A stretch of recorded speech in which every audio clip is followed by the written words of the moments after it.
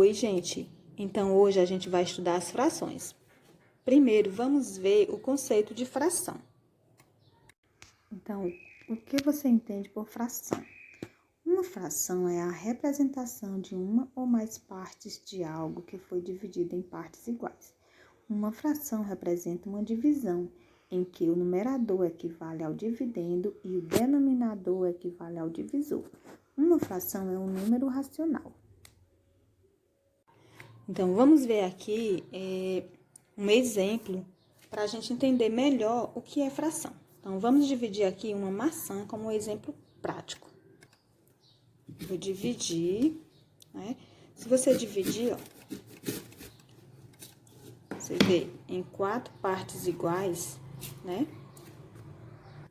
Você dividiu em 4 partes iguais, então, quando você tira um pedaço, né? Esse pedaço aqui vai representar 1/4 da maçã, ou seja, a maçã é o todo, foi dividida em 4 partes, e você vai retirar uma parte, mas eu vou dividir em mais partes. Então, dividir aqui a maçã em 8 partes, certo? Dessas 8 partes aqui, eu vou retirar 3 partes, pra gente trabalhar nosso exemplo, certo? 3 partes. Então, no primeiro exemplo, nós dividimos em 4 partes. E eu retirei uma parte, né? Então, esse 4 aqui foi dividido a quantidade que eu dividi. E o 1 representa a quantidade que foi tirada. Então, no segundo exemplo, a maçã foi dividida em 8 partes iguais. Dessas 8 partes, foram retiradas 3 partes, ou seja, o 3, ele representa a parte que foi retirada. E o 8 representa o todo, ou seja, 8 partes que foi dividida a maçã. Geometricamente, podemos representar essa situação da seguinte forma.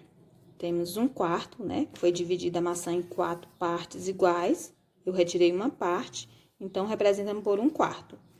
Onde esse 1 a gente chama de numerador, que é a parte que foi retirada do todo. E o 4 a gente chama de denominador, que é a quantidade em que foi dividida a fruta.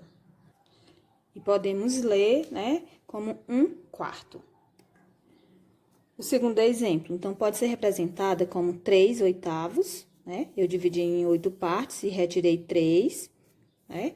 Então, como a gente representa esta fração de acordo com o que você retira, né? Você retira a parte que foi retirada, representa como numerador, chamamos de numerador, e a parte que foi dividido todo, a gente chama de denominador. Isso são os termos de uma fração. E a gente lê, né, como 3/8. 3/8, tá certo? Então, eu espero que vocês entendam direitinho, certo? Isso foi um pouco sobre fração.